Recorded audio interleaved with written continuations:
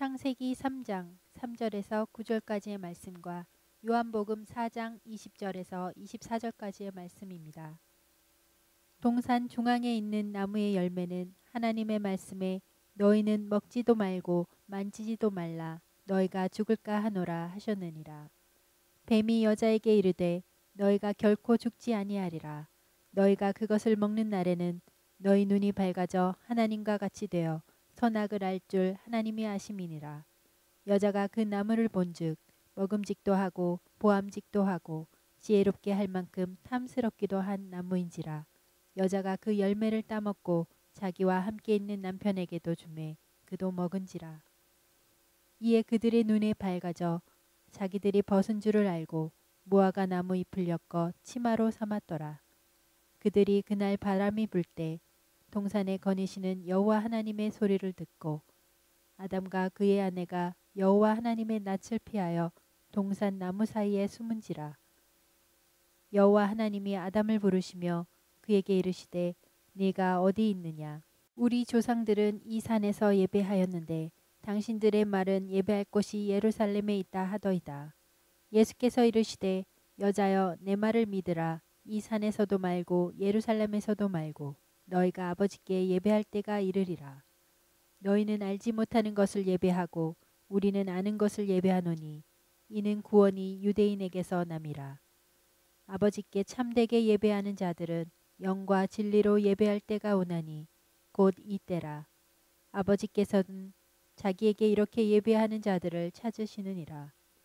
하나님은 영이시니 예배하는 자가 영과 진리로 예배할지니라. 공산오랑캐의 침략을 받아 공산오랑캐의 침략을 받아 자유의 인민들 피를 흘린다. 어렸을 적에 많이 불렀던 노래입니다.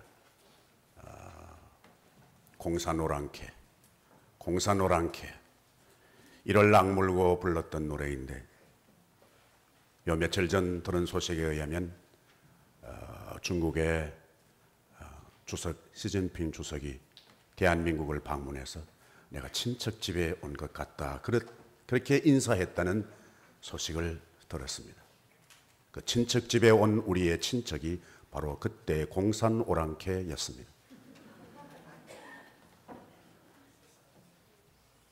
반갑기도 하면서 마음에 숱한 갈등을 느끼게 했습니다. 60년 세월 지나고 나니까 원수 오랑캐가 친척이 되는구나. 거꾸로 뒤집으면 60년 지나면 친척이 오랑캐 되겠구나 하면서 사람의 마음의 이 변동, 역사의 아이러니 그것을 실감하게 됩니다. 여러분 아시는 대로 지금도 우리가 그렇게 중국과 친한 한편 사이드에 대만은 눈물을 흘리고 있습니다. 적지 않은 상처일 것이라고 봅니다. 무엇 때문에 그랬을까? 옛날에 그토록 가깝게 지난 대만은 남이 되어버렸습니다. 그리고 그렇게 가르치고 교육받았던 우리의 공산 오랑캐는 친척이 되어서 왕래하고 그쪽에 많은 베네핏을 받고 우리도 그들에게 유익을 주고 있으니 도대체 인간이 무엇인가라고 하는 방황하는 갈대 같은 인간의 마음을 생각하게 되고 의문을 가지게 됩니다. 그 의문은 다시 성경을 향해서 질문하게 됩니다. 하나님, 도대체 하나님의 뜻이 무엇입니까? 저는 개인적으로 묵상하면서 또 여러분들과도 그랬습니다만 성경을 향한 끊임없는 질문을 던졌습니다. 근데 오늘 우리에게 새로운 반격이 왔습니다. 반격이 옵니다. 네만 질문하느냐? 나도 질문한다. 대답해라. 너는 하나님이 대답하라고 하는데 나는 네 대답을 요구한다. 그런 어떤 음성이 이 본문에서 들립니다. 네가 어디 있느냐? 네가 어디 있느냐? 이 말은 네 위치를 밝혀라. 내가 찾아가서 너를 붙들겠다. 너를 도와주겠다 하는 말이 아닙니다. 네가 어디 있느냐 이 말은 도대체 네가 누구냐? 네 정체를 알고 지금 거기 있느냐 하는 질문이기도 합니다. 인간이 무엇인가라고 하는 것은 근대의 우리들의 관심뿐만 아니라 수천 년 역사를 통해서 도대체 인간이 어떤 존재인가 고민해 왔고 또 답을 내기도 했었습니다. 지금까지 긴 세월 동안 인간에 대한 정의를 요약하면 세 가지로 요약할 수 있습니다. 하나는 인간은 생물학적인 존재이다. 먹고 자고 싸고 또 번식하고, 이 생물학적인 겁니다. 먹지 않고 자지 않아도 그리고 번식하지 않아도 되는 인간은 없습니다. 저는 이 인간, 생물학적인 인간의 관점으로 내 자신을 보면 정말 심통합니다. 어쩌면 그렇게 기기묘묘 신묘막측할까. 눈물 나는데 눈물 나고, 피날 때에 피나고, 전 나는데 전 나고, 이게 뒤죽박죽이 되면 어떻겠습니까? 물 나는데 전 나고 피나고 이게 막 혼돈이 되면 어떻겠어요? 여러분 아무렇지도 않은 게 당연한 것처럼 생각하시는데 저는 그게 너무 심통합니다. 어떻게 그럴까? 우리 인체, 내 인체만 자세히 관측해도 나는 이 세상에 결코 무신론자는 존재하지 않는다고 봅니다. 이게 저절로 되었다. 이게 난 정말 이게 비합리적이라고 생각합니다. 여러분 우리 인체가 얼마나 소중하고 신묘한가.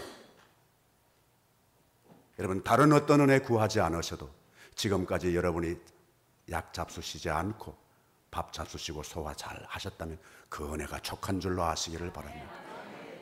인간은 어떤 존재인가? 생물학적인 존재다.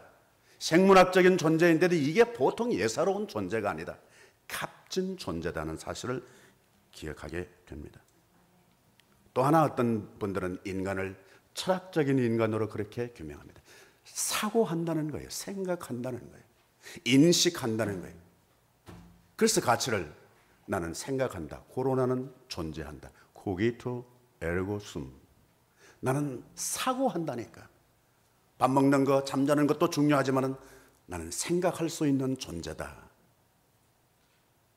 물론 우리가 이 생각한다고 하는 것만으로도 다 끝나지 않을 수 있습니다. 여러분 생각이 없으면 다른 짐승들과 같습니다. 짐승은 본능으로 삽니다. 그러나 우리는 본능을 압도하는 이성이 있습니다. 그래서 분별할 줄 압니다. 그래서 우리는 윤리적으로 살아갈 수 있습니다. 이건 철학적인 인간임을 입증하는 것입니다. 여러분 길 가시다가 여러분들이 사람들 왔다 갔다 하는데 볼일 보시면 어때요? 다른 짐승들은 전혀 개의치 않아요. 뭐 아무데나 그냥 편리한 대로 가서 일 봅니다. 그러나 사람은 그렇지 못합니다. 왜? 윤리라고 하는 것에 지배를 받기 때문에 그렇습니다. 공간과 시간에 대해서 아주 좋은 의미로 뜻으로 통제를 받을 줄 아는 것이 인간입니다. 그게 양심이 있기 때문입니다. 밥 먹고 자고 싸고 하는 것으로 끝나는 존재가 아니라는 것입니다. 또 하나 종합하면 또 하나의 인간 관점이 있는데 그게 신학적인 인간 이해입니다. 나는 생각한다, 고로 존재한다. 코기토 에르고 숨뿐만 아니라 나는 믿는다, 고로 나는 존재한다. 크레도 에르고 숨. 우리가 자주 고백하는 사도신경의 제일 첫 번 단어는 크레도입니다. 크레도. 이 말 참 재밌습니다. 그래도 나는 믿는다. 예, 크레도. 그래도 나는 믿는다. 그래도 우리 한국말하고 어떻게 보면 이게 재미있는 이 운율이 맞는지 모르겠습니다. 난 어렸을 적부터 그 말을 듣고서 그래도 에르고 숨을 듣고 난 뒤에 그렇지. 나는 그래도 믿을 거야. 그래도 믿을 거야. 예. 우리 한국말로든지 그릭이든지 영어든지 이 그래도든지 크레도든지 이게 다 우리가 자주 쓰고 있는 크레딧입니다. 크레딧 카드는 바로 이 말에서 온 겁니다. 터툴리안의 말로 전하고 있습니다마는 나는 불합리함으로 믿는다. 이건 신앙의 경지가 아니면 불가능합니다. 합리적이고 이성적이기 때문에 믿을 수 있는 경지가 있습니다. 그러나 그것을 뛰어넘어서 불합리하기 때문에 믿을 수 있다는 경지까지 터이는 인간이 바로 인간의 요소라 그렇게 봅니다. 오늘 구약과 신약에 있는 본문 말씀 왕래하면서 우리가 인간이 갖추어야 할, 아니 이미 갖추어져 있는 요소가 있다면 그것은 하나, 죽는다는 사실입니다. 인간은 반드시 죽습니다. 창세기의 본문은 죽는다 죽지 않는다로 지금 씨름하고 있습니다. 죽는다니까, 안 죽는다니까. 죽음이 원하든 원하지 않든, 그게 합리적이든 합리적이지 않든 인간은 죽게 되어 있는 존재라는 사실을 잊어서는 안 됩니다. 히브리서 9장에 있는 말씀 우리가 기억합니다. 사람에게 한 번 죽는 것은 정한 것이요, 죽게 되어 있습니다. 그러나 이 죽음이라고 하는 것을 굳이 불행으로 생각할 필요는 없습니다. 그것은 우리 인생의 일생의 한 관문이라고 보시면 됩니다. 나비의 세계에 3차원의 세계가 있다고 합니다. 알의 세계, 그리고 애벌레의 세계, 그리고 나비의 세계. 알은 그냥 자기 스스로 움직이지 못합니다. 그냥 한 지점에 존재할 따름입니다. 다른 사람이 움직여주지 않으면 스스로 움직이지 못합니다. 시간과 공간에 딱 갇혀있는 존재 세계가 있습니다. 제1의 세계라고 할 수 있습니다. 제2의 세계는 애벌레의 세계입니다. 자기가 스스로 장소를 선택할 수 있습니다. 이것은 알의 세계에 비하면 엄청난 변화의 세계입니다. 그러나 마지막 세계는 날개의 세계입니다. 그것이 나비의 일생입니다. 알과 애벌레와 나비는 따로가 아닙니다. 한 생명이요, 한 세계입니다. 우리 인간도 마찬가지라고 봅니다. 태중의 세계가 있고 몸 바깥의 세계가 있고 그리고 보이지 않는 세계가 있습니다. 우리 이 몸에서 태에서 있다가 나올 때 우리는 탯줄을 끊고 나왔습니다. 우리 세상에 살 때 다음 세대로 갈 때 우리는 호흡이 끊어지고 우리가 다음 세대로 갑니다. 이것이 우리 전체 인생입니다. 중간에 우리는 매듭을 거치는 겁니다. 탯줄을 자르는 매듭, 그리고 호흡이 끊는 매듭, 그리고 우리가 공간적인 차원을 뛰어넘어서 입체적인 존재로 그 세계에 가게 되는 줄로 믿습니다. 죽음은 필연이지만, 피할 수 없지만, 그러나 그것은 부정적인 슬픔만의 세계도 아닌 우리가 반드시 통과해야 할 관문이라고 생각합니다. 죽음이 좋은 점이 있다면 죽음은 모든 차별을 무시합니다. 잘난 사람도 죽습니다. 못난 사람도 죽습니다. 인간 되먹지 않은 것도 죽습니다. 마치 밥 안 잡수시고 옷도 안 입고 천사처럼 사는 분도 죽습니다. 그거 상관하지 않습니다. 죽음은 얼마나 공정한지 모릅니다. 차별하지 않습니다. 건강한 사람도 죽습니다. 병든 사람도 죽습니다. 연세 많은 사람만 죽는 것이 아닙니다. 젊은 사람도 죽습니다. 미운 사람도 죽습니다. 너무 걱정하지 마시기 바랍니다. 그런데 미운 사람만 죽는 것이 아니라 사랑하는 사람도 죽습니다. 여러분 옆에 혹시 미운 분이 계세요? 미운 분 어떻게 하면 돼요? 미워해야죠. 뭐 그럴 수밖에 없지. 그런데 이렇게 생각하시기 바랍니다. 미운 사람을 보고 죽을 인간이 까불고 있네. 그렇게 생각하시면 사랑할 마음이 생깁니다. 미워하고 사랑하는 나도 죽을 인간인데 뭐. 그렇게 뭐 사랑하는 것 갖고 유세하지 마세요. 너무 미워하시는 것 가지고 그냥 밥도 못 잡수시고 잠도 못 주무시고 고민하지 마세요. 하나님께서 영원 무궁토록 그렇게 안 내버려 두십니다. Stop it. 그렇게 하실 때가 반드시 옵니다. 죽음이 그런 차원에서는 얼마나 우리에게 좋은 해결의 길인지 모릅니다. 죽는 것 갖고 너무 두려워하지 마시길 바랍니다. 그러나 중요한 것은 이 사실을 우리가 거부할 수 없지만은 그러나 어떻게 죽음을 사용하느냐는 우리 몫입니다. 여러분은 여러분의 죽음이 얼마짜리로 생각하세요? 100불? 1000불? 10,000불?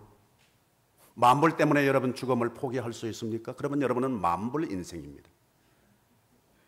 1000불 때문에 여러분들의 죽음을 거래로 내놓을 수 있다면 여러분 1000불짜리 인생을 지금 사시고 계시는 겁니다. 모든 사람이 다 있지만 그러나 그 죽음은 용도가 중요합니다. 복수용으로 사용하지 않습니다. 그러셔야 합니다. 복수하라고 우리에게 죽음을 주신 것, 기회를 주신 것은 아니라는 사실입니다. 억울하기 때문에 죽음을 내던져서는 안 됩니다. 성경은 그렇게 말합니다. 자기를 위하여 사는 사람도 없고 자기를 위하여 죽는 사람도 없느니라. 아무도 자기를 위하여 사는 사람 없다는 말은 그 자기를 위하여 설사 산다 손치더라도 남에게 영향을 미친다는 말씀입니다. 남에게 좋은 영향을 미칠 수도 있고 나쁜 영향을 미칠 수도 있습니다. 자기를 위하여 죽는 것도 없습니다. 우리 언젠가 죽지만 우리의 죽음은 내 자신을 위하여 죽는 것이 아니라 남을 위하여, 나라를 위하여, 더더욱이 하나님 나라를 위하여 죽을 수 있는 준비하고 가꾸는 삶이 복된 인생인 줄로 믿습니다. 여러분, 잘 죽으셔야 합니다. 잘 살기 위해서는 잘 죽으셔야 합니다. 성경은 어떻게 잘 죽는 것인가? 계시록에 그렇게 가르칩니다. 주 안에서 죽는 자가 복되다. 주 안에서 죽는다는 말씀은 무슨 말입니까? 주님과 더불어서, 주님과 통하면서 죽어가는 것입니다. 하나님께서 우리에게 언젠가는 죽음을 주십니다. 우리는 점차 나이가 한 살 더 늘어갈수록 죽음이 가까운 것만은 아닙니다. 그게 일반적이지만은 특수한 경우는 나이 상관하지 않습니다. 그냥 어느 날 갑자기 내 곁에 올 수도 있습니다.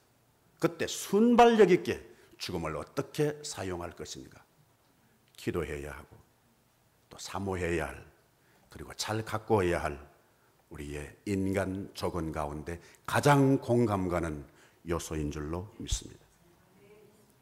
두 번째는 조금 덜 공감 가는 요소가 있습니다. 그게 오늘 요한복음 4장에 있는 예배입니다. 인간만 예배합니다. 인간만 하나님께서 예배를 요청하시고 임무를 부여해 주셨습니다. 예배하는 원숭이 보셨나요? 네. 인간과 두뇌가 비슷하다고 하는, 설사 예배하는 것을 가르쳤다 손치더라도 하나님은 그것을 예배로 받지 않았습니다. 왜냐하면 하나님께서 그 원숭이들에게 예배하기를 기대하시지 않으시기 때문에 그렇습니다. 명석한 강아지 예배하지 않습니다. 예배하라고 시킬 필요도 없습니다. 예배를 훈련시킬 필요도 없습니다. 인간만 예배합니다. 예배는 인간의 특권 가운데 최고의 특권이요, 인간이 감당해야 할 임무 가운데 최대의 임무라고 생각을 합니다. 요한복음 본문에 있는 말씀은 우물가에서 예수님께서 사마리아 여자와 나눈 대화입니다. 맨 처음에는 물 이야기 하십니다. 물 이야기 하시다가 예수님은 느닷없이 남편 데려오라고 합니다. 남편 이야기로 점프합니다. 아니, 물 이야기 하다가 왜 남편 이야기를 왜 하셔요? 남편 이야기 하시는 듯 하더니 껑충 뛰어서 예배 이야기로 넘어갑니다. 도대체 이 물 이야기에서 남편 이야기와 이 예배 이야기가 어떤 연관이 있을까? 그것은 물 얘기가 핵심이 아니었습니다. 남편 이야기하시고자 하시는 것이 아니었습니다. 이 여인과 나누는 대화의 핵심은 예수님은 예배였습니다. 예배하는 자를 찾으신다. 예수님께서 이 화제가 점포할수록 이 여인도 예수님을 보는 눈이 변합니다. 물 얘기하실 때 여자는 이렇게 고백합니다. 유대인 남자 당신이 왜 나한테 물 달라고 해요? 유대인 남자, 유대 남자의 한 사람으로 봅니다. 남편 데려오러 갈 때 남편 어쩌고저쩌고 하다가 이 여인은 당신은 선지자 중에 한 사람입니다. 그렇게 고백합니다. 유대인 남자가 아닙니다. 똑같은 예수님을 두고. 그런데 예배 이야기 하시는 것을 듣고 이 여인은 다른 사람에게 내가 그리스도를 봤다. 내가 만난 그 사람이 그리스도다. 이거 똑같은 예수님인데 왜? 똑같은 여자가 다른 사람이 본 얘기라면 또 모르겠습니다. 같은 예수님을 같은 여자가 보는데 왜 유대 남자, 선지자, 마지막 왜 그리스도라고 간증하게 되는가? 예수님의 정체는 내가 그리스도로 나의 구세주로 만나려고 하면 물리학의 차원에 머물러 있으면 못 만난다는 겁니다. 예배 체험을 할 때 그때 유대 남자가 선지자 중에 한 사람이 나의 구세주로 만나지게 된다는 말씀인 줄로 믿습니다. 그래서 우리는 예배가 중요합니다. 예배를 통해서만이 예수님을 나의 구세주로 만날 수 있는 줄로 믿습니다. 우리가 이미 묵상한 바 있습니다마는 여기 본문에서는 사마리아 여자에게 진정과 신령과 진정으로 예배하는 자를 찾으신다고 하십니다. 근데 우리가 잘 아는 대로 로마서에는 네 몸으로 거룩한 예산 제물로 드리라고 말합니다. 예배는 누구에게 드리는 건가? 위로 대상을 분명하게 하셔야 합니다. 예배 드리지 않는 인간은 없습니다. 누구를 예배하든지 간에 다 예배합니다. 바위에게 예배하든지 달에게 예배하든지 해에게 예배하든지 큰 나무에게 예배하든지 인간은 본능적으로 예배하게 되어 있습니다. 그것이 인간 조건입니다. 예배가 없는 인간은 인간이 아닙니다. 근데 중요한 것은 누구에게 예배하느냐? 위로 창조주 하나님께 예배하는 것입니다. 안으로 어떻게? 예배는 나를 해부하는 것입니다. 여러분, 우리가 생각을 깊이 하셔야 할 것 가운데 하나는 예배는 결코 프로그램이 아닙니다. 프로그램이어서는 안 됩니다. 예배는 어떤 이벤트가 아닙니다. 예배는 이벤트가 아닙니다. 예배는 트렌드가 아니라는 말씀입니다. 예배는 나를 안으로 해부하는 사건이어야 됩니다. 나를 난도질해야 하는 겁니다. 그리고 바깥으로 예배 그 이후에 향기가 되는 겁니다. 치유의 도구로 서임받는 것이 예배의 입체적인 것이라고 볼 수 있습니다.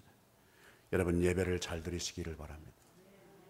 여러분, 교회에 오셔서 일하시러 오셔도 좋습니다. 쿡하러 오셔도 좋습니다. 안내하러 오셔도 좋습니다. 무엇을 하시러 오시든지 다 감사한 일입니다. 그렇게 해서 교회가 가꾸어지는 겁니다. 그렇게 해서 교회가 관리되어지고 주의 몸된 교회가 단정해집니다. 그건 감사한 일입니다. 그러나 빠뜨리지 마셔야 될 것은 예배를 소홀히 여기면 안 됩니다. 예배를 방해하시면 안 됩니다. 그것은 하나님을 거역하는 일이 된다고 믿습니다. 예배 아무리 강조해도 부족하지 않습니다. 기본적으로 예배자가 되셔야 합니다. 예배 제일 소홀히 여기기 쉬운 사람이 누군가 하니까 목사입니다. 왜냐하면 너무 익숙하기 때문에 그렇습니다. 앞에 인도하면서 제대로 예배 드리기가 정말 어렵습니다. 늦게 오는 교인이 있으면 왜 늦게 오지? 세상에 무슨 일이 있었나? 속상한 일이 있었나? 교회에 무슨 불만이 있는가? 이런 생각이 머리를 그냥 막 태풍처럼 휘돌아갑니다. 그런데 무슨 예배가 되겠습니까? 그게? 제일 익숙하기 때문에 예배를 소홀히 여기기 쉽다. 참 아이러니합니다. 예배에 대해서 잘 아는 사람이 제일 예배를 소홀히 여기기 쉽다. 저는 지금도 그것을 자인합니다. 그래서 저는 지금까지 제 생애 가운데 예배를 끝나고 난 이후에 나의 예배를 따로 드려야 합니다. 지금은 예배자가 아니라 예배 인도자입니다. 내가 예배를 인도하면서 내가 예배 드렸다 생각하기가 쉽습니다. 이건 속는 겁니다. 길지는 않지만 저는 지금까지 그렇게 익숙해져 왔습니다. 예배 마치고 난 이후에 다 돌아가고 아무도 없는 예배실에 앞자리에 앉아서 앞을 바라봅니다. 그리고 예배 순서 처음부터 찬양과 기도와 그리고 전달한 메시지를 회중들에게가 아니라 나에게 웅변처럼 짧은 시간에 외칩니다. 오늘 같으면 너 죽는다는 거 잊지 마. 그리고 너 예배 실패하면 안 돼. 그런 생각을 짧은 시간이지만 가집니다. 우리는 다른 사람에게 봉사하기 위한 것으로 내 예배로 착각하시면 안 된다는 생각을 합니다. 예배, 여러분 예배에 실패하지 않으시기를 바랍니다. 혹시 사업에 실패할 수 있습니다. 혹시 인간관계에 실패할 수 있습니다. 그렇게 믿고 친하게 지냈던 사람에게서 등돌림 당하는 경우도 있을 수 있습니다. 그건 어떻게 보면 여러분들의 역량 바깥의 일인지 모릅니다. 나만 잘하면 좋은 인간관계 가지게 되어 있는 구조가 아닙니다. 현대사회는. 나는 선량하고 나는 바르게 사는데 나에게 등 돌리는 사람들이 있을 수 있는 구조가 현대 구조이기 때문에 그렇습니다. 그러나 이유야를 막론하고 예배는 낭패당하시면 안 됩니다. 예배를 망가뜨리시면 안 됩니다. 인간 조건 가운데 빠뜨릴 수 없는 요소라고 생각을 합니다. 마지막 세 번째 인간 조건은 죄입니다. 어떤 사람들은 죄 자체를 부정합니다. 인간은 죄인이 아니다. 왜 인간을 자꾸 죄인으로 몰아가느냐? 그렇게 따지는 경우도 있습니다. 도대체 죄가 무엇이기에? 여러분 잘 아시는 도스토옙스키가 쓴 죄와 벌 가운데 자세히 읽어보면 문지방이라는 말이 자주 나옵니다. 문지방. 그 문지방을 러시아 말로는 프레스투플레니라고 합니다. 이 말은 문지방, 그것을 뒤에 다른 말을 전미사를 붙이면 문지방을 넘는다. 문지방 넘는 것이 죄라는 겁니다. 적어도 도스토옙스키는 그렇습니다. 굳이 우리 표현으로 바꾸면 선을 넘는 것입니다. 이 행동이 죄냐 죄가 아니냐를 규정하는 것이 아닙니다. 교인이 주일날 교회 안 오면 죄 아니에요?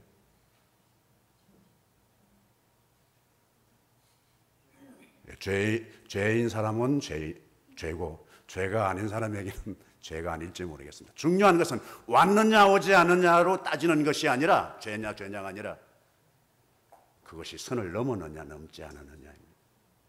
헬라 말이나 히브리 말은 죄가 관역을 빗나간다는 겁니다. 목표가 적인데 목표에 맞지 않고 엉뚱한 데 맞으면 그것이 어떤 행동이든지 그건 죄라는 겁니다. 여러분 사도 바울이 고백하는 자기 생애에 몇 가지 고백이 있습니다. 오호라 나는 곤고한 자로다. 그렇게 하나님 감동을 많이 체험한 사람이 어떻게 나는 곤고한 자로다. 그러면 우리는 뭐라고 말해야 돼요? 할 말이 없습니다. 사도 바울 같은 분이 곤고한 자라고 하면, 그러나 조금 지나면 고린도전서에 그렇게 고백합니다. 나는 날마다 죽노라. 나는 날마다 죽노라. 이게 사도의 길입니다. 이게 크리스찬의 길입니다. 이게 봉사자의 길입니다. 그러다가 조금 지나면 나의 나 된 것은 하나님의 은혜라. 그렇게 고백합니다. 이 고백의 단계는 점차 바울로 하여금 성숙한 경지에 올라가 있는 것을 입증합니다. 그러나 그가 죽기 직전 마지막 순교를 눈앞에 두고 사랑하는 제자 디모데에게 보낸 편지 가운데 이렇게 고백합니다. 내가 죄인의 괴순이라. 바울이 죄인이라면 언제 고백했어야 되는가? 다메섹 도상으로 갈 때, 그때 펄펄 날고 뛸 때, 잘 나갈 때, 기세 등등할 때, 그때 죄인이라고 해야 맞습니다. 그런데 자기의 청춘과 자기의 인격과 지성을 온전히 복음을 위하여 예수 그리스도의 종이 되어서 서인받고 이제 그 생애를 마무리할 점에 내가 죄인이라고 하면 안 됩니다. 그런데 그는 내가 죄인이라는 차원을 뛰어넘어서 내가 죄인의 괴순이라. 죄인 가운데 우두머리 죄인이란 말이에요. 왕초 죄인이란 말이에요. 여러분, 성숙해질수록 자기의 허물을 받아들이는 것이 성숙의 경지입니다. 미숙한 사람은 죄인이라고 고백하라고 하면 잡아먹을 듯이 달라요. 나만 죄인이야? 너는 의인이란 말이야? 이를 악물고 입에 거품을 물고 달려들 겁니다. 그런데 성숙한 경지에 되면 다른 사람이 나를 죄인이라고 하는 것에서 몸을 그치지 않고 내가 내 스스로를 내 안에 있는 허물을 발견합니다. 이게 죽음 직전의 정체입니다. 그래야 나중에 효험을 보는 것입니다. 오늘 대구 제1교회에서 오신 나와 함께 추억이 많은 패밀리가 오셨습니다. 전 그분의 사랑을 많이 받고 배려를 많이 받았습니다. 저는 대구 제1교회가 키운 크리스찬입니다. 또 목회자입니다. 이상건 목사님이 몸이 불편하셔서 세상을 떠나시기 전에 제가 한국을 방문해서 그분 앞에 무릎을 꿇고 휠체어에 계시는데 그 무릎 위에 두 손을 얹고 목사님과 이런저런 얘기를 했습니다. 그런데 그 중에 그때 이상건 목사님이 제 아래 나를 내려다보시면서 하신 말씀이 생생하게 들립니다. 내가 죄인이야. 힘없는 목소리지만 나는 내가 죄인이야 하신 말씀이 실망하게 들리지 않아, 실망스럽게 여겨지지 않았습니다. 어린아이같이 내가 죄인이야. 유난히 해맑은 그 얼굴에 죄인이란 말이 거룩하게 여겨졌습니다. 아, 이분은 성숙한 경지에 계시다. 우리 크리스찬으로 뿐만 아니라 교회를 섬기는 모든 사람들의 마음속에 내가 죄인이라고 하는 나를 만나게 될 때 그때가 극치의 경지가 되는 줄로 믿습니다.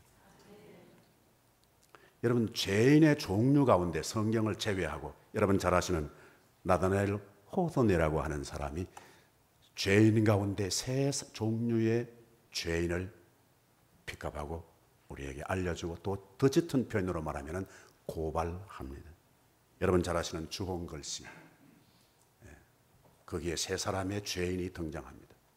하나는 모든 사람이 다 죄인으로 인정하는, 요즘 식으로 말하면 언론에 드러난 죄인, 헤스더라고 하는 여자입니다. 사람들은 그 여자의 가슴에 A자를 갖다 붙입니다. adultery, 간음죄인, 그 A자를 붙여줍니다. 이 죄인은 어떤 죄인인가? 모든 사람이 다 아는 죄인. 딱 보면 저 죄인이구나. 그래서 그 죄의 대가를 받고 살아가는 죄인. 또 다른 죄인은 이 헤스더와 함께 범죄한 딤스데일 목사입니다. 근데 이것은 아무도 그 사람을 죄인이라고 하지 않습니다.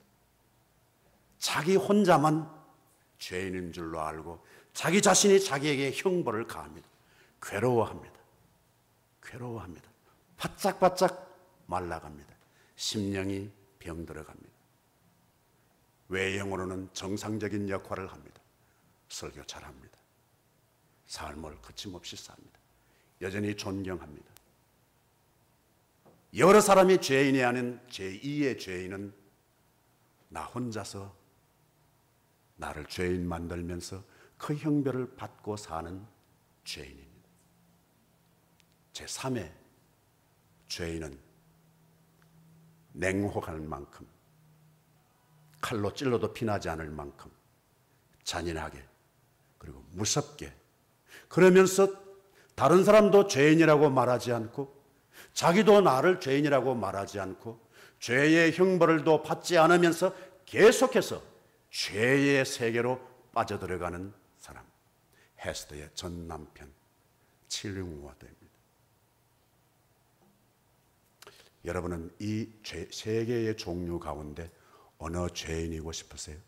기왕 우리 다 죄인이라면, 의인은 없나니 한 사람도 없다고 성경은 선언하는데 여러분은 어느 죄인이고 싶어요?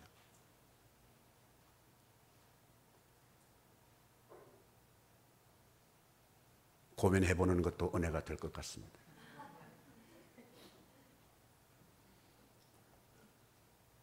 호도는 사실은 이 제3의 죄인을 혹독하게 고발합니다. 청교도 정신이 팽배해 있는 신대륙 그 속에 살면서 여전히 죄인들이 살아가고 있는, 우리의 꿈과는 다른 세계가 전개되고 있는 것을 그는 시사하고 있는 것입니다. 여러분은 잘 아시는 대로 헤스더는 가슴에 간음자라고 하는 A자를 붙이고 그것을 받아들이면서 성실하게 계속 삶과 청춘을 가꾸어 갑니다. 세월이 얼마 지나고 난 이후에 마을 사람들은 그 A자를 이렇게 읽습니다. 에이브. 역량이 있는 사람, 유능한 사람. 헤스더는 그때까지 이 A를 떼지 않습니다. 그건 헤스더에게 주어진 형벌입니다. 세월이 지납니다. 사람들은 헤스더의 가슴에 있는 A자를 이렇게 읽습니다. Angel, 천사야. 헤스더가 어떻게 살았을까요?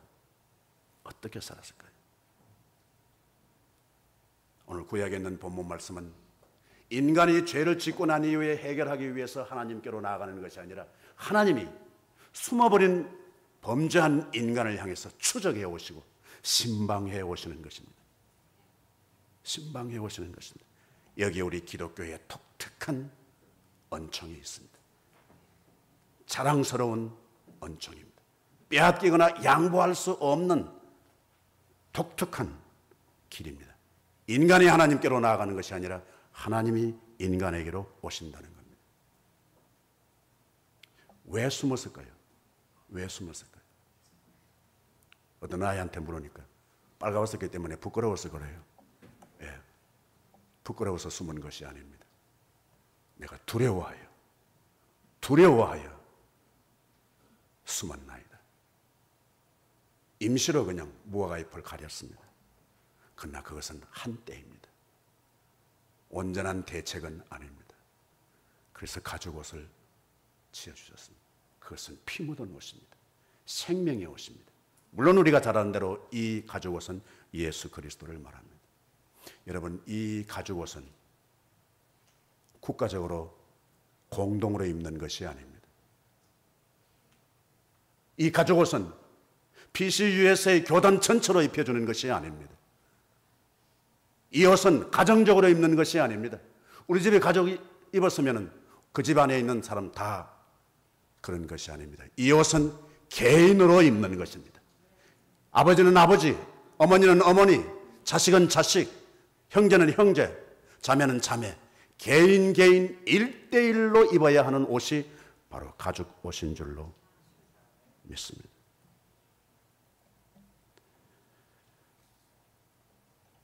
우리가 어차피 죽는 죽음을 잘 관리해야 합니다. 우리가 예배 잘못 드리면 인간이 아닙니다. 우리가 어떤 죄든지 간에 우리에게는 죄를 해결받는 길이 있다는 사실을 생각하면서 우리의 남아있는 청춘, 남아있는 만남, 남아있는 섬김, 우리가 계속해서 누비고 다닐 우리의 공간, 우리가 길지 짧을지 모르지만 우리에게 주어진 시간, 이 시간 인간 조건 가운데 빠뜨림이 없이 잘 돌보면서 우리 함께 그곳에서 만날 수 있게 되기를 바랍니다. 아멘. 여호와 우리 아버지 하나님, 이 아침에 우리 여호와 아버지 하나님께서 함께해 주시어서 시간과 공간을 초월하여서 하나님의 말씀의 세계로 우리를 인도해 주시니 감사하며 우리가 이 조건을 하나님 은혜로 알고 잘 선용하며 누리며 살아가게 해 주시옵소서. 나사렛 예수 그리스도 이름으로 기도하옵나이다. 아멘.